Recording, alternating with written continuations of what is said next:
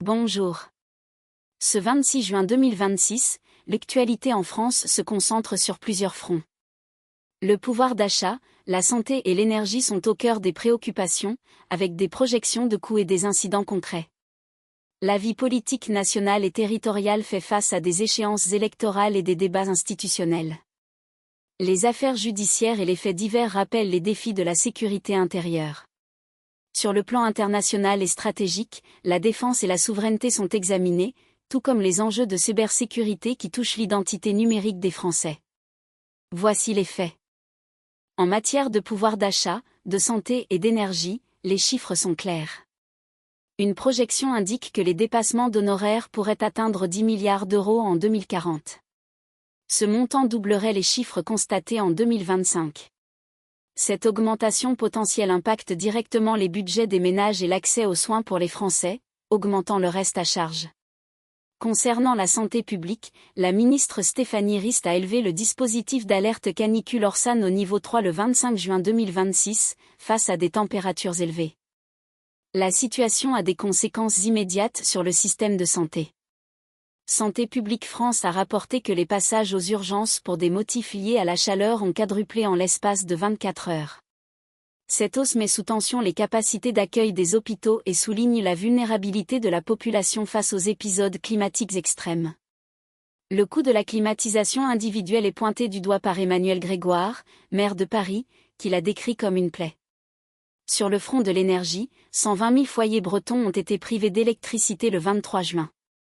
Cet incident fait suite à l'explosion d'un transformateur, ce qui a directement perturbé la vie quotidienne de milliers de personnes et soulève des questions sur la résilience des infrastructures énergétiques face aux incidents imprévus. Sur le plan économique et de l'emploi, le groupe Renault a annoncé un plan de départ volontaire concernant 800 personnes en France. En parallèle, Renault prévoit de réduire de 15 à 20% ses effectifs d'ingénierie mondiale, ce qui représente environ 12 000 postes. Ces décisions ont un impact sur l'emploi national et la compétitivité de l'ingénierie française dans un contexte économique global. Concernant la politique nationale et territoriale, des enjeux majeurs sont à l'ordre du jour. En Nouvelle-Calédonie, la droite loyaliste anticipe une vague bleue lors des élections provinciales qui se tiendront le 28 juin. L'issue de ce scrutin est déterminante pour l'avenir institutionnel du territoire et sa relation avec la métropole. La citation de Sonia Baquet, numéro 1 loyaliste, affirmant « On veut retrouver la Calédonie qu'on avait avant les émeutes », témoigne de la tension et des attentes locales. Sur le terrain médiatique, l'Arcom a mis en demeure CNews. Cette décision a été jugée « politique » par Maxime Saada, le patron de Canal+, qui déclare que l'Arcom vise à « faire taire » une chaîne que l'Arcom n'aime pas. Cette situation interroge la liberté d'expression et l'indépendance des instances de régulation vis-à-vis des médias. Au niveau des institutions nationales, un point de vue publié sur Atlantico propose 5 réformes indispensables pour régénérer la République.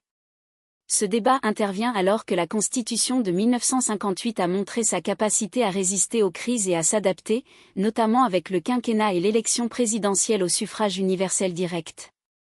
La question des réformes constitutionnelles reste un sujet de fond pour la gouvernance du pays. Enfin, sur le plan syndical, Sophie Binet a été reconduite pour un second mandat à la tête de la CGT le 5 juin. Cette réélection intervient à un moment où les discussions sociales et les mouvements revendicatifs restent des éléments structurants du paysage politique et social français. Les affaires judiciaires et les faits divers révèlent une criminalité variée et des événements dramatiques. Un enfant de 10 ans a été mis en examen pour tentative de viol et de meurtre sur une femme de 22 ans. Ce fait divers soulève des questions sur la violence précoce et ses causes.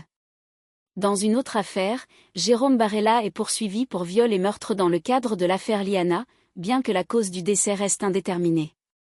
Ces poursuites mettent en lumière la complexité et la gravité des enquêtes criminelles. Par ailleurs, un jeune de 17 ans prénommé Louis est décédé à Narbonne suite à un « passage à tabac d'une extrême violence ». Cet événement souligne la persistance de la violence gratuite. Dans un registre différent, un homme de 56 ans a été condamné à 4 ans de prison pour avoir envoyé 527 messages à caractère sexuel à une fillette de 9 ans. Cette peine vise à sanctionner la pédocriminalité en ligne. Un djihadiste a été condamné à 30 mois ferme pour des menaces proférées en 2023 à l'encontre de Maître Thibault de Montbrial. Cette condamnation marque la réponse judiciaire face aux menaces terroristes. Enfin, la nature a aussi été l'objet de faits divers. Un PN de falaise s'est effondré à Biarritz le 24 juin, causant un mort et un disparu. Cet événement met en évidence les risques liés à l'érosion côtière et ses conséquences tragiques pour les personnes. Ces différents faits, qu'ils soient d'ordre criminel ou liés à des catastrophes naturelles, pèsent sur la sécurité et la sérénité des Français. En matière de défense et de souveraineté, la France adapte ses stratégies face aux menaces contemporaines. La délégation parlementaire au renseignement a publié son rapport annuel 2025 le 27 avril 2026. Ce rapport contient 10 recommandations spécifiques pour la communauté du renseignement, visant à renforcer sa capacité à faire face aux menaces actuelles et futures. Ces recommandations sont cruciales pour la protection des intérêts nationaux. Le 10 juin 2026, la Commission de la Défense nationale a procédé à la nomination de ses rapporteurs pour avis sur le projet de loi de finances 2027. Cette étape est fondamentale pour l'allocation des ressources nécessaires aux forces armées et à la mise en œuvre de la politique de défense. Le général Pierre de Villiers avait rappelé en 2015 que le respect de la nature est l'ADN du soldat. Cette affirmation prend tout son sens dans le contexte actuel où les forces armées françaises sont également appelées à s'adapter aux changements environnementaux, un cadre d'action devenu essentiel pour la résilience opérationnelle. Sur le plan international, la situation en Ukraine reste un indicateur des tensions géopolitiques. Les villes ukrainiennes de Sloviansk et Kramatorsk sont soumises à une pression constante, avec des attaques répétées de drones russes. Cette situation souligne la permanence du conflit et la nécessité d'une vigilance constante quant aux capacités de défense et d'intervention françaises dans le cadre de leurs alliances. La souveraineté nationale dépend de cette capacité à analyser, anticiper et agir face à des menaces multiformes, qu'elles soient intérieures ou extérieures. Concernant la cybersécurité et l'identité numérique, les menaces se précisent et se multiplient. Le CERT-FR, le Centre gouvernemental de veille, d'alerte et de réponse aux attaques informatiques, observe une recrudescence d'attaques ciblant spécifiquement les messageries instantanées. Cette menace est d'autant plus préoccupante que les secteurs régaliens, les acteurs politiques et les journalistes sont particulièrement visés par ces cyberattaques.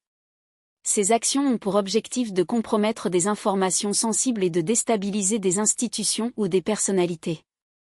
Des campagnes de piratage ciblant l'application Signal ont notamment permis une prise de contrôle partielle ou complète de comptes d'utilisateurs. Cela expose les conversations privées et les données personnelles à des acteurs malveillants, mettant en péril la confidentialité des échanges essentiels à la démocratie et à la liberté de la presse.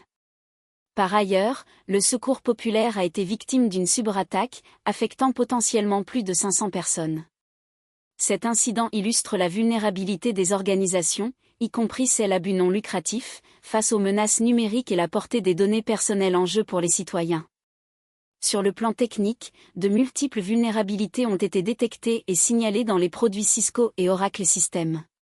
Ces failles de sécurité nécessitent des mises à jour rapides et une vigilance accrue de la part des utilisateurs et des administrateurs de systèmes, y compris au sein des infrastructures critiques françaises. Enfin, une information provenant du Royaume-Uni indique qu'une unité secrète guiderait la communication policière sur les crimes et attentats.